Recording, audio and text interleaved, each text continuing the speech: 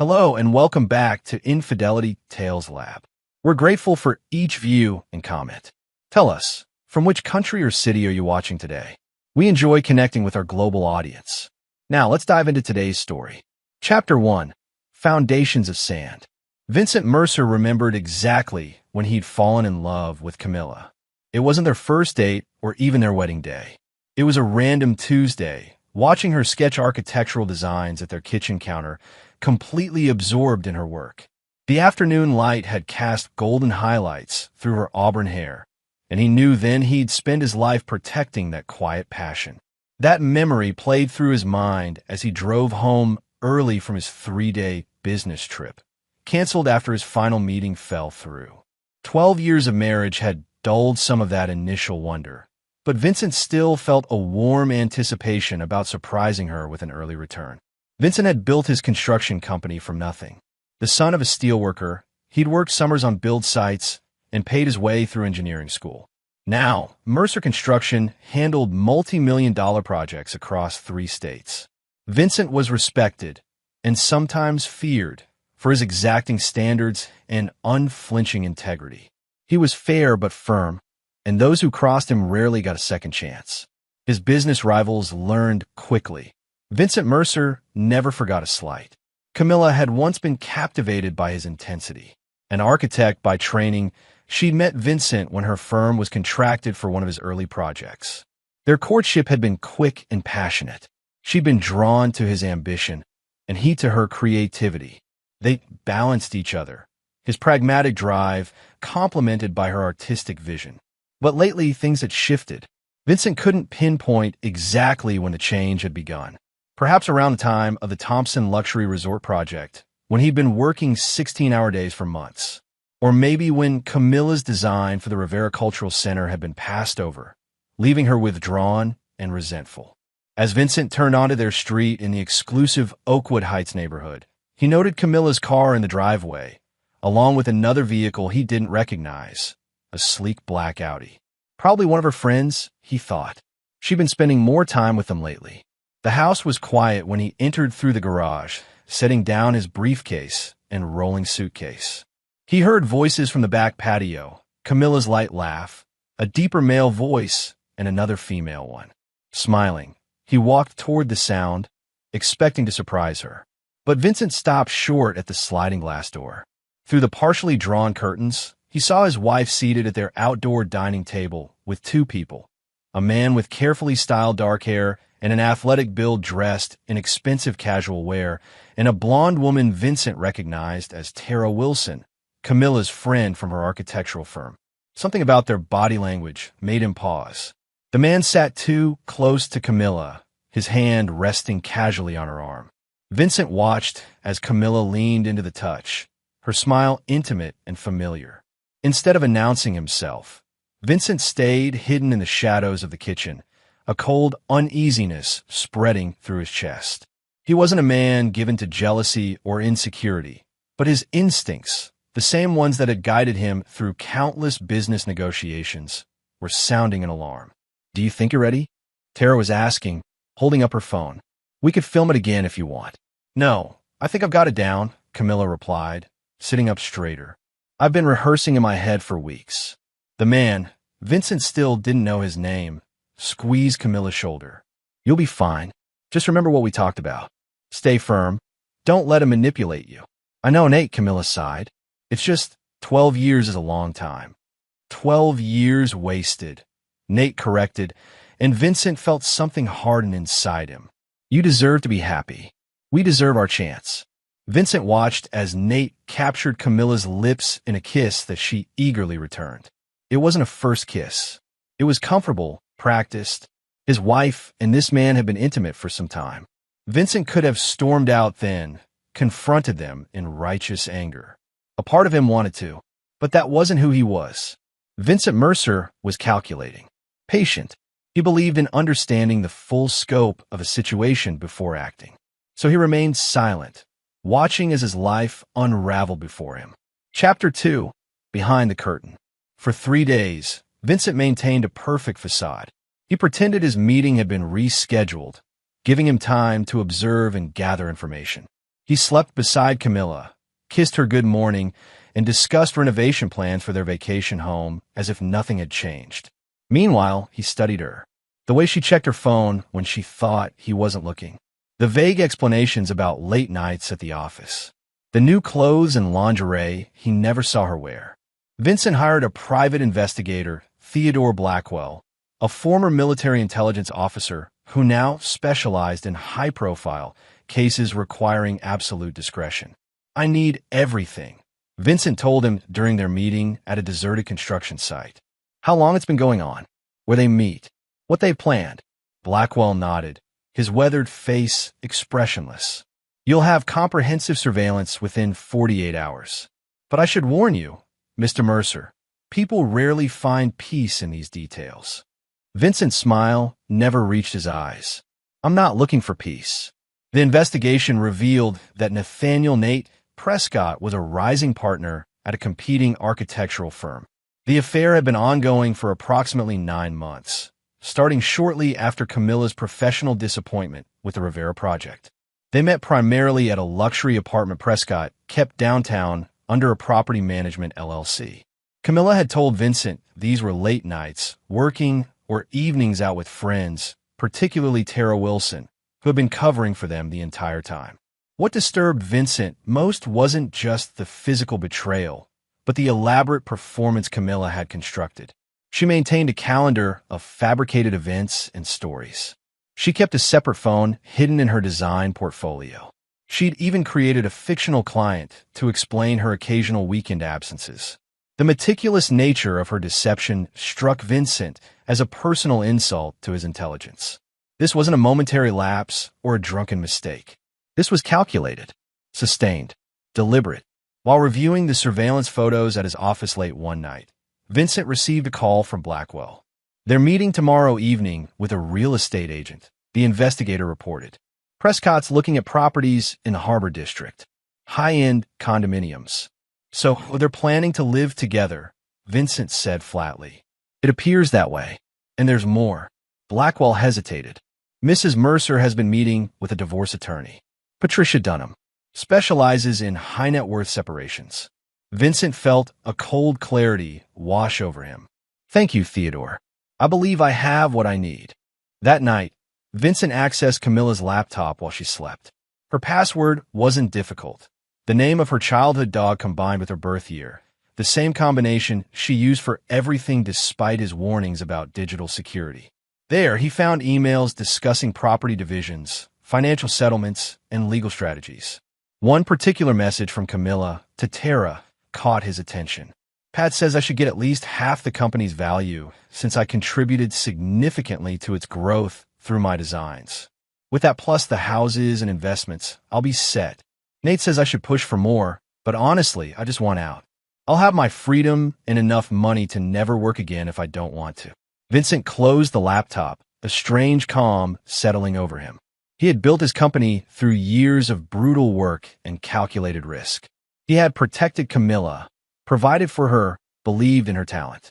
And her response was to plan his financial evisceration while sharing her bed with another man.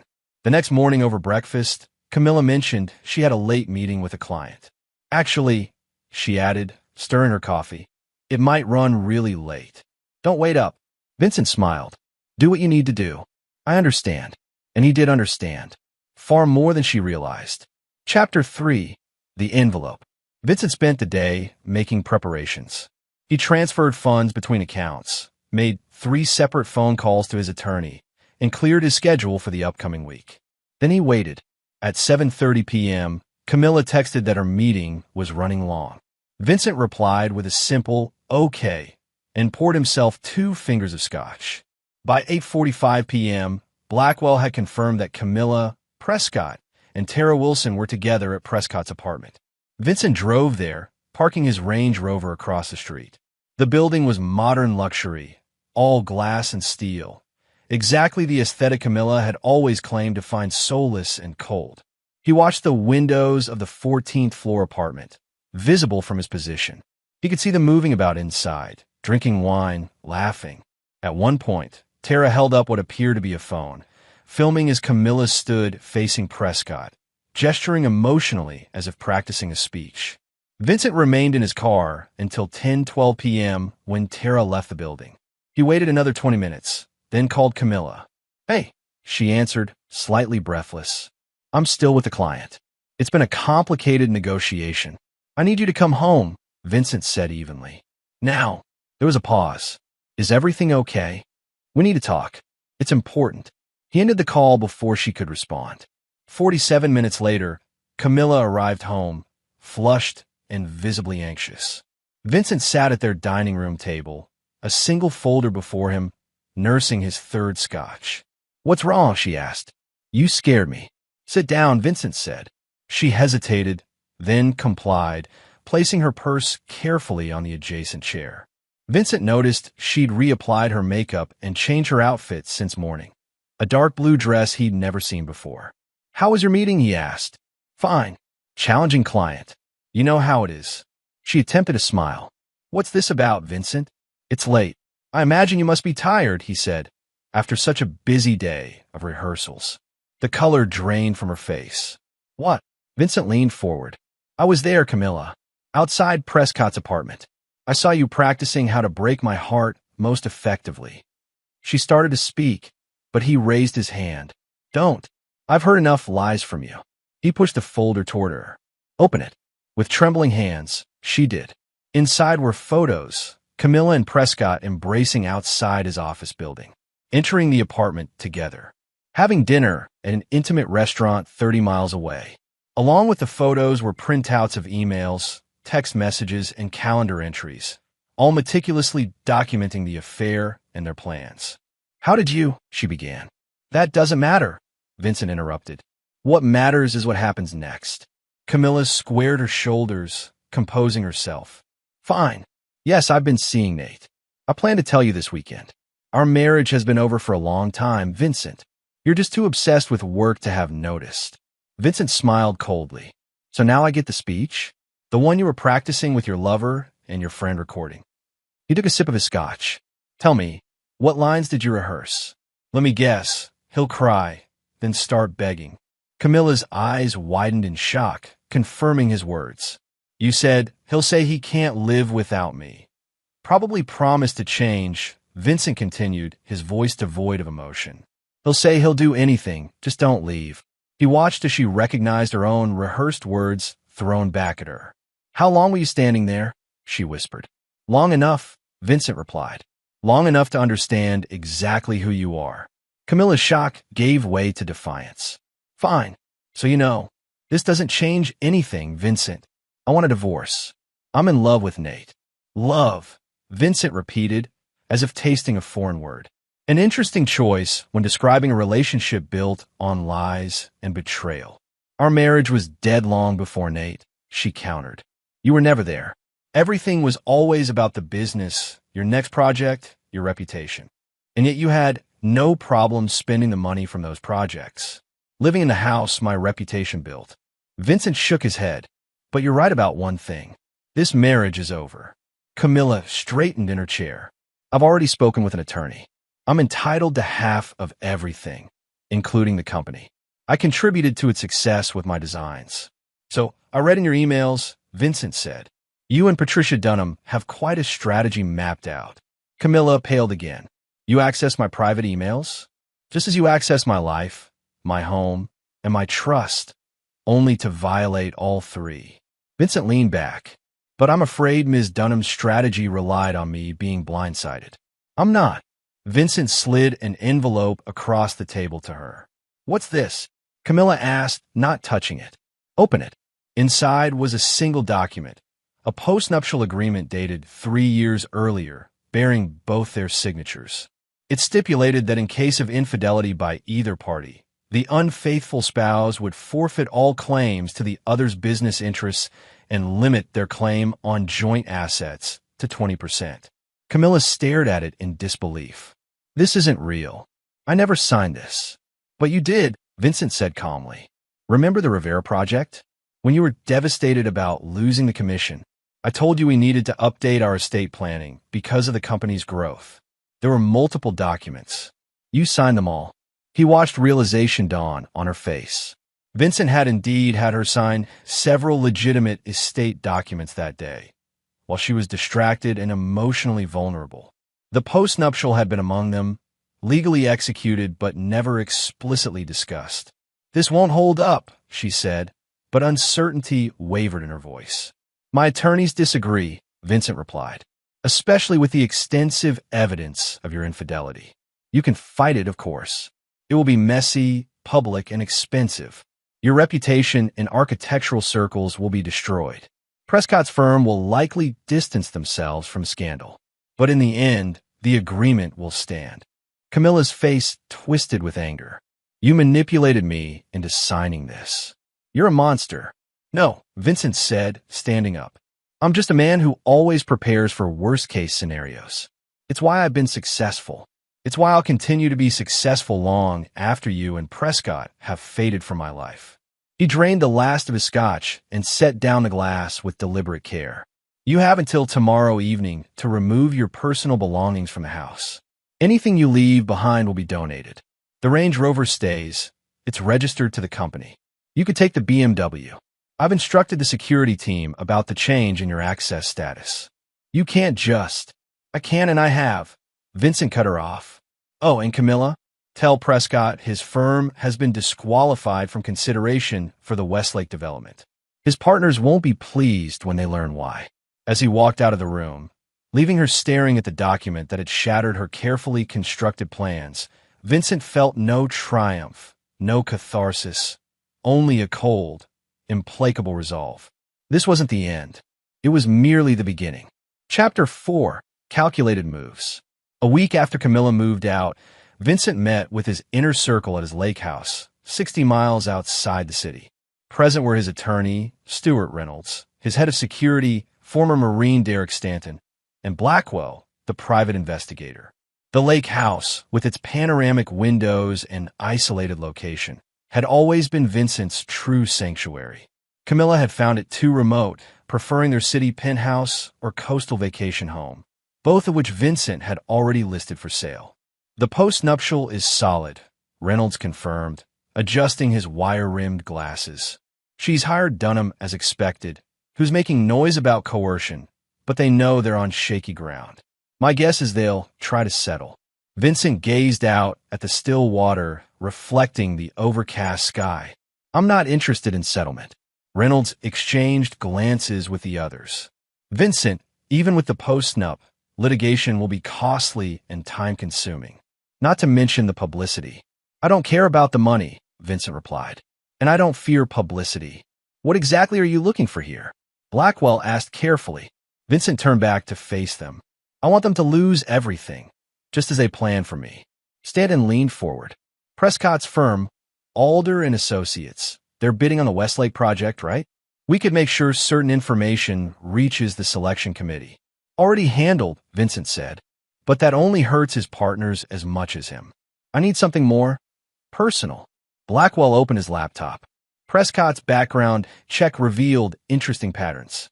He's cultivated relationships with several married women in the industry over the past 5 years. 2 resulted in divorces. In each case, the women had successful husbands with significant assets.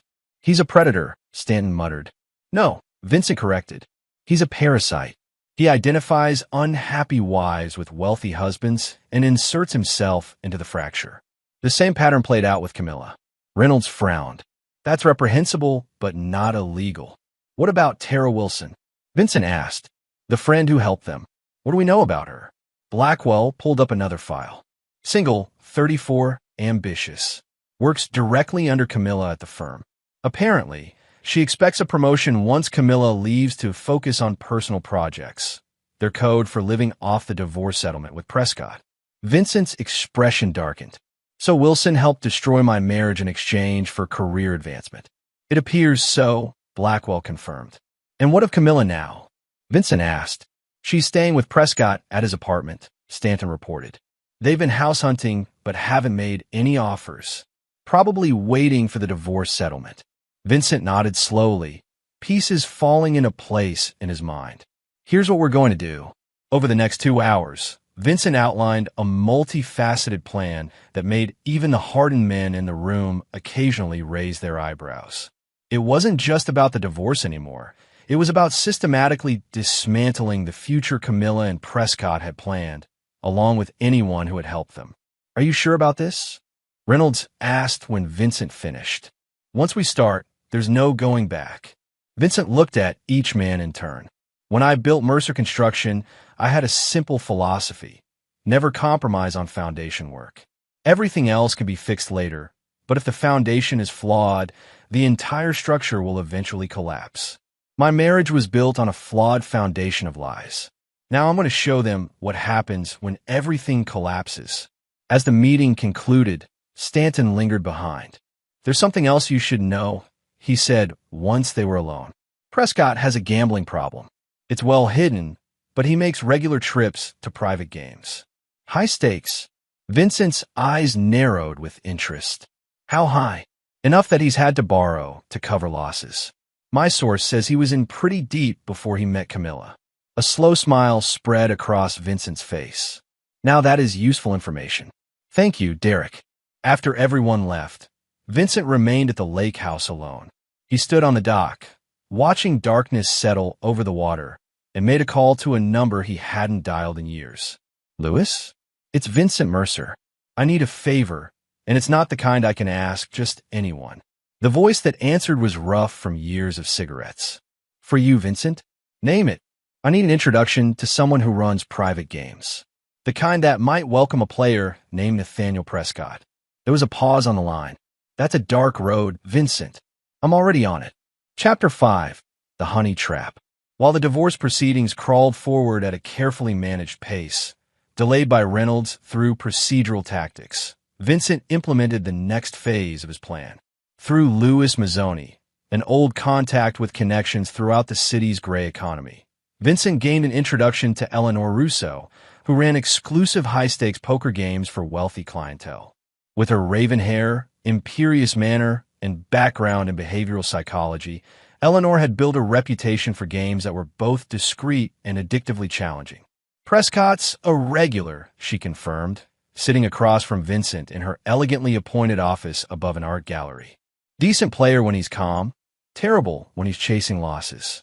And lately, he's been chasing." "How much?" Vincent asked. "He's down about 200,000 over the last 6 months." She studied Vincent with shrewd eyes. "But you didn't come here for gossip." Vincent placed a check on her desk. "I want him invited to a special game. One with particularly attractive stakes and particularly skilled opponents." Eleanor didn't touch the check. "You want him buried in debt. I want him to see a chance at salvation and reach for it with both hands." She leaned back. "I don't set up players for deliberate falls, Mr. Mercer. It's bad for business." "I'm not asking you to rig the game," Vincent clarified. "Just to ensure the other players are skilled enough that the odds are unfavorable to him. Everything else will be his choice." Eleanor considered this. "And the stakes? High enough that winning would solve his current problems. Losing would create catastrophic new ones." She finally picked up the check. "I can arrange this, but I need to be clear. Once he's at the table, whatever happens is beyond my control. We're yours." Vincent nodded. "That's exactly what I'm counting on." Meanwhile, Blackwell had made progress on another front. Tara Wilson, it turned out, had ambitions beyond merely taking Camilla's position at the architectural firm. She'd been developing a side business designing high-end residential interiors for wealthy clients, many of whom had come through her association with Camilla. "She's been poaching clients," Blackwell explained, using her access to Camilla's contacts. "Several have already signed contracts with her, thinking she's operating with Camilla's blessing." Vincent recognized the opportunity immediately. Through a series of shell companies, he arranged to become Tara's largest potential client, a mysterious investor looking to develop a luxury residential building with custom-designed units. The bait was presented through an intermediary, a chance to design an entire building, a career-making opportunity. All she needed to do was present preliminary concepts, work that would require weeks of unpaid effort before any contract was signed. Tara eagerly accepted, unaware that the project would never materialize. She began neglecting her actual job to focus on the phantom opportunity, exactly as Vincent had anticipated. The third prong of Vincent's strategy targeted Camilla directly. Through carefully cultivated industry contacts, he ensured that rumors circulated about her professional ethics. Nothing specific enough to constitute slander. Just questions about her design process, suggestions that she had taken credit for others' work, implications that her relationship with Prescott had begun while they were working on competing bids for the same project. In the insular world of high-end architecture, where reputation was currency, these whispers were devastating. Invitations to industry events became scarce. Former colleagues grew distant. Potential clients developed reservations. Despite Reynolds' efforts to delay, the divorce proceedings continued moving forward, albeit slowly. Camilla's attorney, Patricia Dunham, mounted aggressive challenges to the post-nuptial agreement, arguing coercion and lack of independent counsel. The legal battles grew increasingly acrimonious. One evening, as Vincent worked late at his office, he received an unexpected visitor. The security desk called up, "Mr. Mercer, Camilla Mercer is here to see you." "She's insistent." Vincent considered refusing, then changed his mind. "Send her up." Camilla entered his office looking thinner than when she'd left, dark circles under her eyes partially concealed by makeup. She wore an expensive black dress he didn't recognize, likely purchased with Prescott's money. "This has gone far enough," she said without preamble. "The rumors, the sudden cancellation of my contracts. I know you're behind it all." Vincent regarded her calmly. "Please sit down." "I don't want to sit down," she snapped. "I want you to stop this vendetta. The divorce is happening whether you like it or not." "I'm well aware," Vincent replied. "Stewart keeps me informed of Ms. Dunham's various filings." "Then why are you doing this?" Camilla demanded. "Is destroying my career going to make you feel better?" Vincent leaned back in his chair. "I'm not doing anything to your career, Camilla. Your choices are. Actions have consequences, something you and Prescott failed to consider while planning to strip me of my company." Camilla flinched. "That was Patricia's strategy, not mine." "A strategy you embraced," Vincent corrected. "I read the emails, remember? How you planned to never work again with your half of everything I built." "I made mistakes," she admitted, her voice softening. "But this level of retaliation is cruel, Vincent." "This isn't you." Vincent's laugh was without humor. "That's where you're wrong. This is exactly who I am, who I've always been. You just never paid enough attention to notice." He stood and walked to the window overlooking the city lights. "The man who built this company did it by anticipating problems before they arose and eliminating threats before they could cause damage. The only difference now is that you've become the threat." "So that's it?" Camilla asked. "You're just going to systematically destroy everything in my life because I fell in love with someone else?" Vincent turned back to her. "No, I'm doing this because you and Prescott constructed an elaborate scheme to take what isn't yours. The affair is merely the justification for enforcing the post-nuptial agreement." He returned to his desk and opened a drawer, removing a single document which he slid across to her. "What's this?" she asked warily. "A settlement offer, much more generous than what the post-nup would provide. The BMW, $5 million, and a vacation property in Sedona. In exchange, you drop all other claims and sign a non-disclosure agreement." Camilla stared at the document, then at Vincent. "Why would you offer this now?" "Because contrary to what you believe, I don't enjoy this conflict," he lied smoothly. "I want it resolved so we can both move on." She picked up the paper, scanning its contents. "I'll need to discuss this with Patricia." "Of course," Vincent nodded. "The offer expires in 48 hours. After she left, Vincent called Reynolds. She took the bait. "Make sure Dunham knows the offer is legitimate." "You're really willing to give her $5 million? Reynolds asked. "If she accepts, yes," Vincent replied. "It's a fair price to expedite matters." What he didn't say was that the offer was designed to be tempting but not suspicious, substantial enough that Camilla would seriously consider it, but not so generous that she'd question his motives. He needed her and Prescott to believe they'd found an exit strategy, a way to secure their future together without further battle. In reality, it was just another foundation being laid for their eventual collapse. Chapter 6: The Gambit. 47 hours after presenting his settlement offer, Vincent received the call he'd been expecting from Reynolds. "They've rejected the offer," his attorney reported. "Dunham says they're confident the post-nup won't stand and are prepared to go to trial." Vincent smiled to himself. Exactly as predicted. "You wanted them to reject it?" Reynolds sounded confused.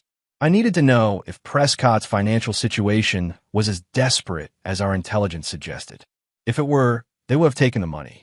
The rejection confirms he still believes he can win bigger through litigation. Or that your ex-wife is simply determined to fight you regardless of the cost," Reynolds suggested. "Perhaps," Vincent conceded. "Either way, we proceed as planned. Phase 2 begins tonight." That evening, Nathaniel Prescott received a personally delivered invitation to a private poker game hosted by Eleanor Russo. The buy-in was $50,000, steep, but not unprecedented for the circles he aspired to move in. More enticing was the note Eleanor had included. "Several potential clients for Alder and Associates will be at the table. A valuable networking opportunity, regardless of the cards." Prescott, whose professional prospects had been mysteriously dwindling, a situation he attributed to Vincent's influence, couldn't resist the opportunity. What he didn't know was that Vincent had arranged for 3 of the 5 other players to be ringers, professional gamblers who would ensure Prescott stayed in the game long enough to commit himself irrevocably. Vincent didn't attend, but received updates throughout the night from Eleanor. Prescott started cautiously, won a few early hands, then began playing more aggressively as the alcohol flowed. By 2 a.m., he was down $180,000, playing on credit that Eleanor had unusually agreed to extend. The final hand was almost poetic in its devastation. Prescott with kings full of tens against an opponent's 4 queens. When the last card turned, Prescott's total debt stood at $347,000, due within 72 hours. He looked physically ill, Eleanor reported to Vincent afterward. "Asked for 2 weeks to arrange payment. I gave him 5 days, already stretching my rules." Vincent nodded, satisfied. "He'll start liquidating assets immediately. Keep me informed if he approaches you about alternate payment arrangements." The following morning, Vincent received another update from Blackwell. Tara Wilson had submitted her resignation at the architectural firm, planning to focus full-time on her interior design business, primarily the phantom development project Vincent had dangled before her. "She's already leased office space and hired 2 assistants," Blackwell said. "Used most of her savings for the startup costs." "Perfect timing," Vincent replied. "Have our intermediary schedule a meeting with her tomorrow, then cancel last minute. Reschedule for the following week, then cancel again. Let her anxiety build." Meanwhile, the divorce proceedings had entered a new phase. With Camilla's rejection of the settlement offer, Reynolds filed a motion to expedite the financial discovery process, forcing Camilla and Prescott to provide detailed documentation of their assets and liabilities. Vincent knew exactly what this would reveal: Prescott's mounting gambling debts, recently increased by the disastrous poker game, and Camilla's dwindling resources as she helped cover their expenses while waiting for the divorce settlement. 3 days after the poker game, Vincent received a call from an unknown number. "Mercer," he answered. "It's Prescott." The voice was tightly controlled but strained. "We need to talk." Vincent allowed a moment of silence before responding. "I believe our attorneys should handle any communication." "This isn't about the divorce," Prescott said quickly. "It's a business matter. I prefer to discuss it in person." "Very well," Vincent agreed, making Prescott wait again before continuing. "My office, tomorrow, 4 p.m. "No," Prescott countered. "Somewhere private. The Westbrook Hotel Bar, 7 p.m. Vincent smiled at the transparent attempt to control the interaction. "Fine. I can spare 30 minutes. The Westbrook was deliberately neutral territory, upscale enough for a business meeting, but public enough to prevent any scene. Vincent arrived precisely at 7 p.m., finding Prescott already nursing a whiskey at a corner table, his usual polished appearance slightly frayed around the edges. "Thank you for coming," Prescott said as Vincent sat down. Vincent simply nodded, declining the server's offer of a drink. "You have 29 minutes. Prescott cleared his throat. "I'll be direct. I know you've been systematically targeting my professional relationships." Projects I was in line for suddenly went to competitors. Clients I've worked with for years suddenly developed concerns about my firm's stability. The construction industry is competitive, Vincent replied evenly. Perhaps your recent personal distractions have affected your work quality. Prescott's jaw tightened. We both know what's happening. I'm here to propose a truce. A truce, Vincent repeated, as if considering an alien concept. Interesting. What exactly are you offering? I'll convince Camilla to accept your settlement offer. The $5 million, the car, the Sedona property. In exchange, you stop whatever campaign you're waging against my professional reputation. Vincent studied the man who had helped destroy his marriage, noting the barely concealed desperation behind his composed facade. And why would Camilla suddenly agree to this when she rejected it 3 days ago? Prescott hesitated. I can be persuasive. No doubt, Vincent said dryly. You persuaded her to betray 12 years of marriage, after all. Prescott flushed with anger, but controlled himself. Do we have a deal? Vincent made a show of considering the proposal. I'll need more than verbal assurances. Have Camilla contact Reynolds tomorrow with formal acceptance. Once the settlement is signed, I'll consider our business concluded. Relief flickered across Prescott's face. Thank you. I think this is best for everyone involved. Vincent stood, buttoning his suit jacket. One question before I go. Does Camilla know about your gambling debts?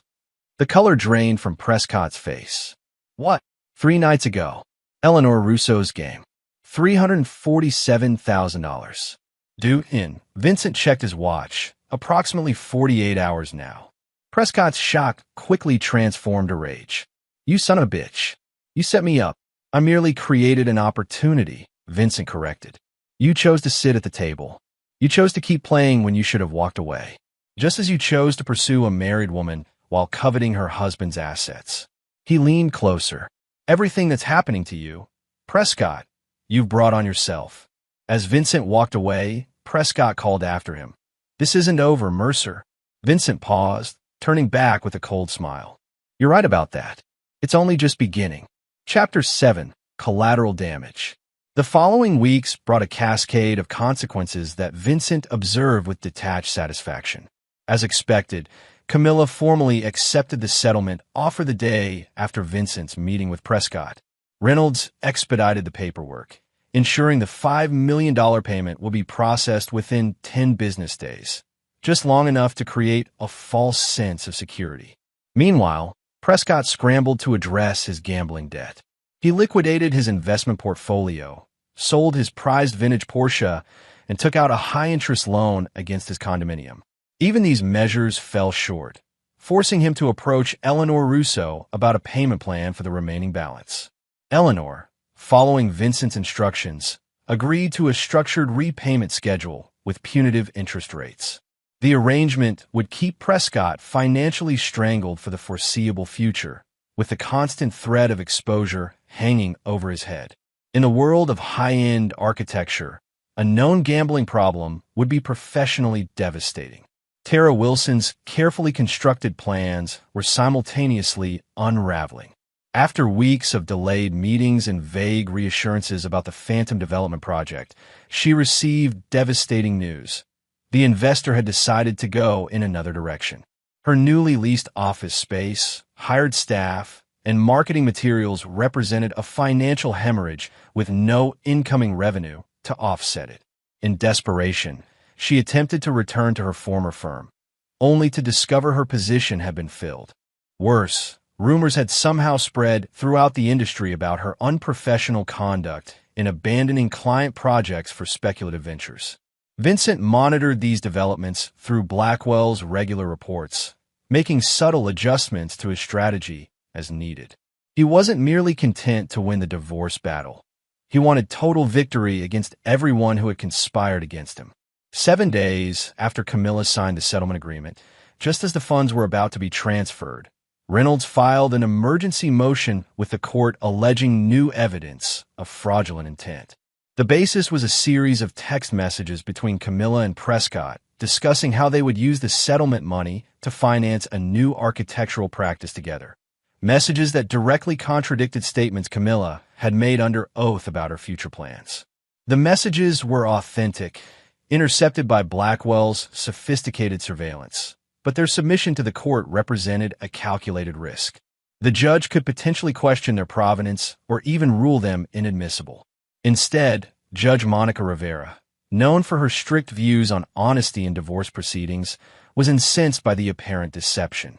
She issued an immediate stay on the settlement agreement and scheduled an evidentiary hearing to determine if Camilla had committed perjury. The development threw Camilla and Prescott into crisis. With the settlement funds now frozen indefinitely and Prescott's debt repayments coming due, their financial situation became precarious. They were forced to sell Camilla's designer wardrobe and jewelry to cover living expenses while preparing for the hearing. During this period, Vincent maintained his public composure, focusing visibly on expanding Mercer Construction with 2 major new projects. He declined all media inquiries about the divorce, allowing Reynolds to issue only brief, dignified statements about seeking a fair resolution. Privately, however, Vincent continued orchestrating the systematic dismantling of his opponents' lives. Through strategic concerns raised by building inspectors, many of whom had long-standing relationships with Mercer Construction, Prescott's condominium was suddenly flagged for multiple code violations requiring expensive remediation. Then came the revelation that would shatter whatever remained of Camilla and Prescott's relationship. Vincent had saved this card for precisely the right moment. 3 days before the evidentiary hearing, Camilla received an anonymous package at the apartment she shared with Prescott. Inside was a USB drive containing videos of Prescott with 3 different women over the past 4 months, during his relationship with Camilla. The women were escorts, hired through a discreet service that catered to wealthy clients with particular tastes. What made the betrayal even more cutting was the timing. One encounter had occurred the very night Camilla had been meeting with her attorney to discuss strategy against Vincent. Vincent learned of the package's impact through Blackwell, who reported that Camilla had left the apartment in tears after a violent argument that prompted neighbors to call security. She had gone to Tara Wilson's apartment, only to find her former friend unwilling to offer support, blaming Camilla for her own professional downfall. With nowhere else to go, Camilla checked into a hotel using one of her few remaining credit cards. That evening, Vincent received a call from a number he didn't recognize. "Hello," he answered cautiously. "How did you know?" Camilla's voice was raw from crying. "About Nate. About the escorts. How did you find out?" Vincent considered his response carefully. "The same way I discovered your affair with him. I paid attention." "Did you send the videos?" she asked. "No," he replied truthfully. The videos had been Blackwell's initiative, though Vincent had approved the tactic. "But I'm not surprised they exist. Men like Prescott don't change their patterns. He did to others what he did with you." A bitter laugh came through the phone. "So this is my karma? For hurting you?" "I don't believe in karma," Vincent said. "I believe in consequences. Everything that's happened was set in motion by your choices, Camilla. I merely ensured you couldn't escape them." There was a long silence before she spoke again. "The hearing is in 3 days. What happens if the judge rules against me?" "The postnuptial will be fully enforced. You'll receive the minimum statutory division of our joint assets, approximately 1/10 of what the settlement offered." Another silence. "And if I don't contest it anymore? If I just give up?" Vincent hadn't anticipated this direct surrender. Part of him, a part he barely recognized anymore, felt a twinge of pity, but he quickly suppressed it. "Then it ends," he said finally. "You walk away with what the postnup allows. I stopped pursuing the perjury allegations." "That's it." Camilla sounded disbelieving. "After everything, you just let it go?" "The legal battle, yes," Vincent clarified. "But understand this, Camilla, I will never forgive what you did. Not the affair, not the conspiracy to take my company, not the elaborate deception. That stays with me forever." He heard her inhale sharply. "I never meant for it to go this far." "But it did," Vincent replied. "Tell Reynolds your decision by tomorrow noon." "Good night, Camilla." He ended the call, staring out at the night skyline from his office window. The conversation left him feeling hollow rather than triumphant. He had won, decisively, completely, yet victory tasted more like ash than sweet. Chapter 8. Scorched Earth. The day of reckoning arrived with clinical precision. Camilla, as Vincent had anticipated, chose to accept the terms of the post-nuptial agreement rather than face the evidentiary hearing. The judge approved the settlement with minimal review, eager to clear the contentious case from her docket. The financial terms were brutal. Camilla received approximately $3.2 million from their joint assets, a significant sum for most people, but a fraction of the wealth she had expected to claim. All interests in Mercer Construction remained with Vincent. The properties, except for one modest vacation cabin deliberately left out of the post-nuptial calculations, stayed with him as well. Prescott, meanwhile, faced his own day of judgment. Unable to meet the latest payment deadline on his gambling debt, he received an ultimatum from Eleanor Russo: pay the remaining balance in full within 48 hours, or she would inform his partners at Alder & Associates about his problem and the extent of his financial exposure. Desperate, Prescott approached Camilla about using part of her settlement money to clear his debt. The request led to their final, explosive argument, one that ended with Camilla leaving the apartment for good, taking only her personal belongings and abandoning any pretense that their relationship had a future. Tara Wilson's professional collapse continued unabated.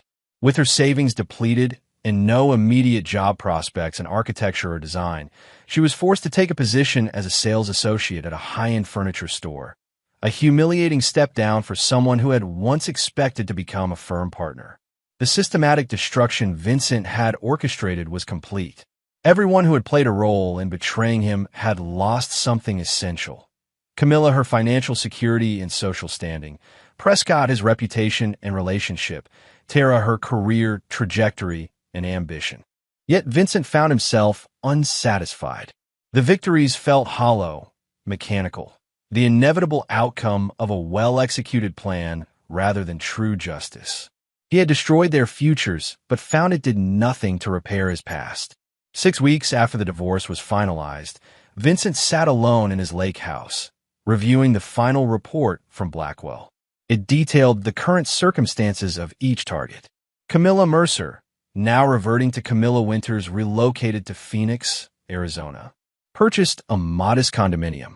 Applied for positions at several architectural firms without success. Currently freelancing with limited client base. Nathaniel Prescott removed his partner from Alder & Associates following disclosure of his gambling debts. Apartment in foreclosure. Currently residing in a rental property in the suburbs. No known employment. Tara Wilson, terminated from furniture sales position after 2 weeks. Apartment lease not renewed. Current address unknown. Vincent closed the file and poured himself a scotch. The extensive surveillance no longer seemed necessary or even desirable. He had won so completely that continuing to monitor their struggles felt excessive, even to him. He called Blackwell. Discontinue all surveillance operations, he instructed. The matter is concluded. Understood, Blackwell replied. If I may ask, are you certain? Their situations remain unstable. There could be attempts at retaliation. From what? Vincent asked. They have nothing left to retaliate with. Our business is finished. After ending the call, Vincent walked out onto the dock, watching the sunset cast golden reflections across the lake surface. For the first time in months, he allowed himself to feel the full weight of everything that had happened. The marriage he had believed in had been a facade. The woman he had loved had been planning his professional execution while sharing another man's bed. The future he had envisioned, perhaps children someday, growing old together, had never been real. His phone rang, interrupting his thoughts. The caller ID showed Reynolds. There's been a development, his attorney said without preamble.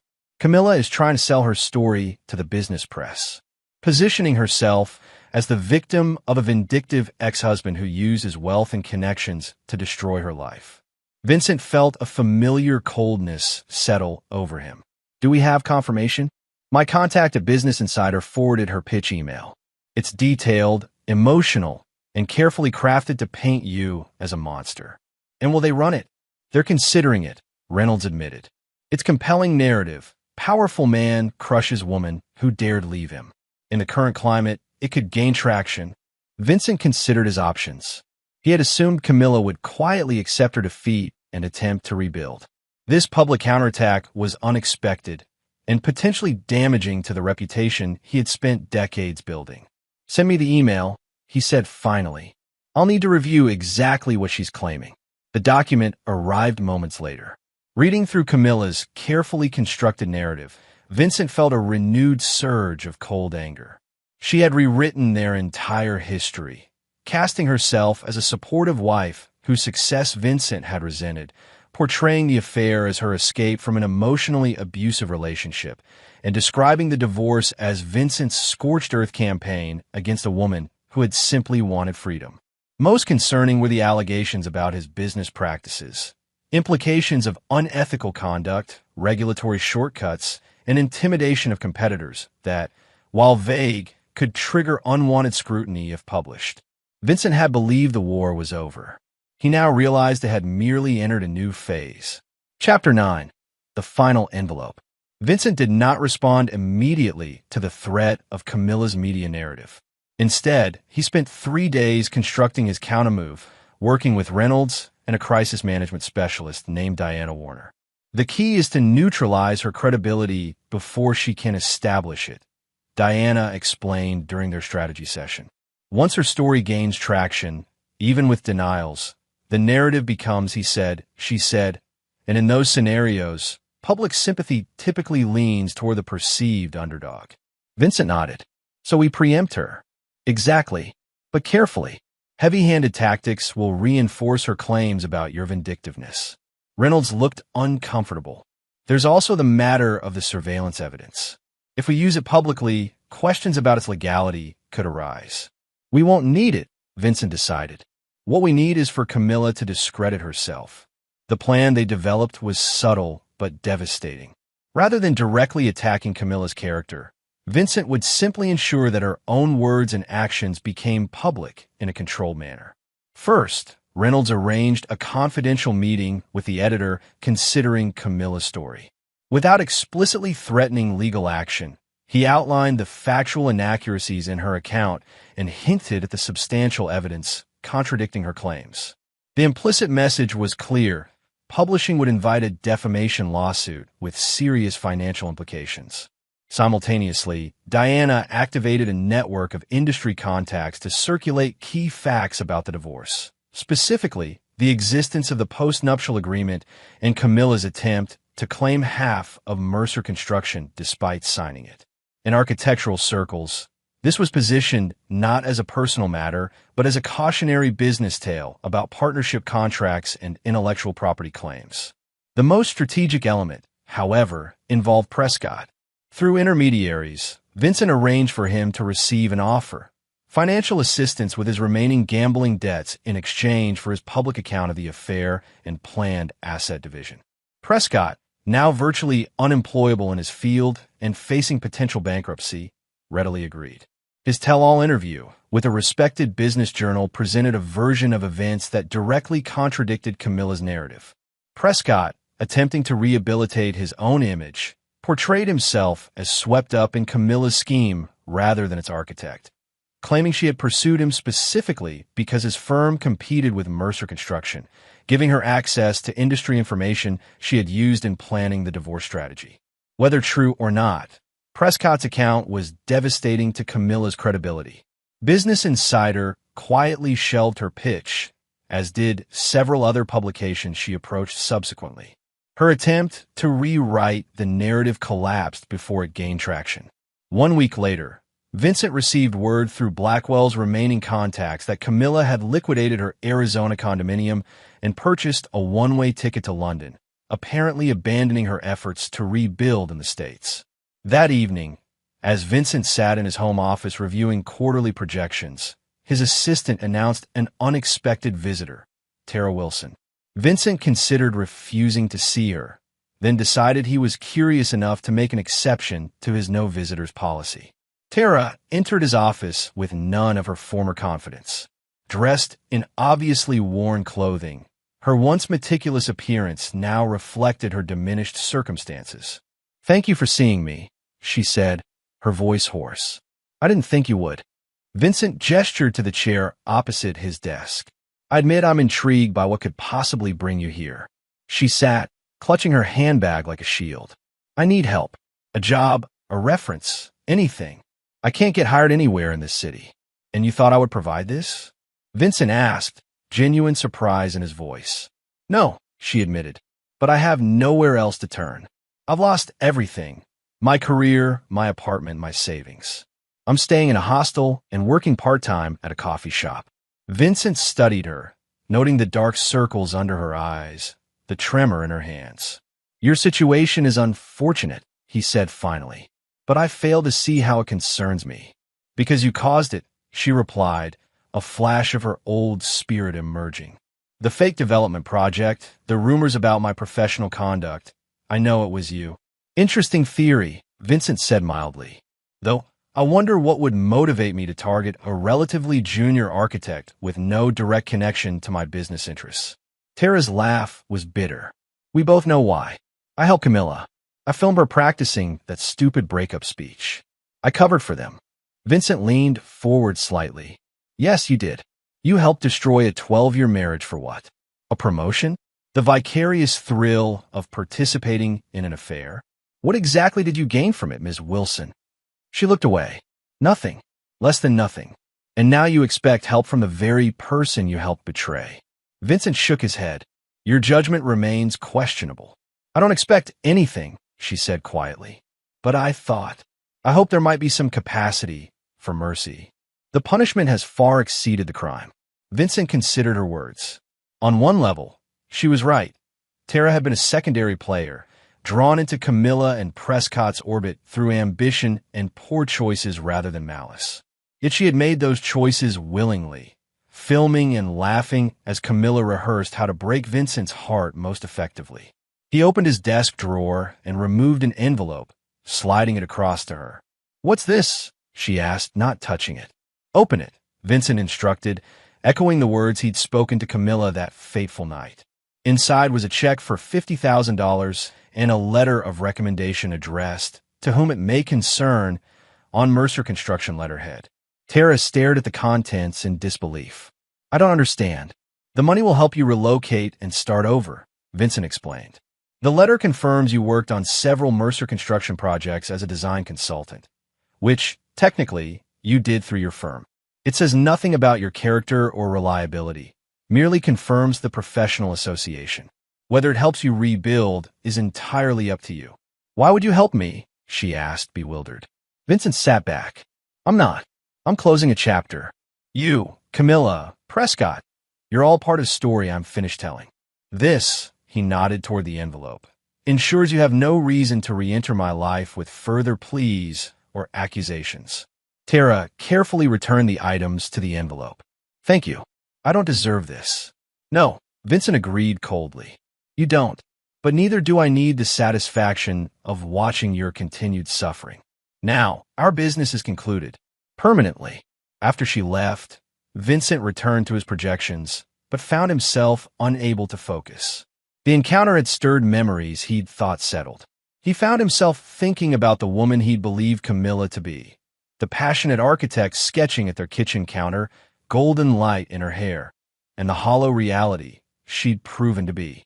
6 months later, Vincent stood on the observation deck of his newest project, a 30-story luxury residential tower in the city's rapidly developing harbor district.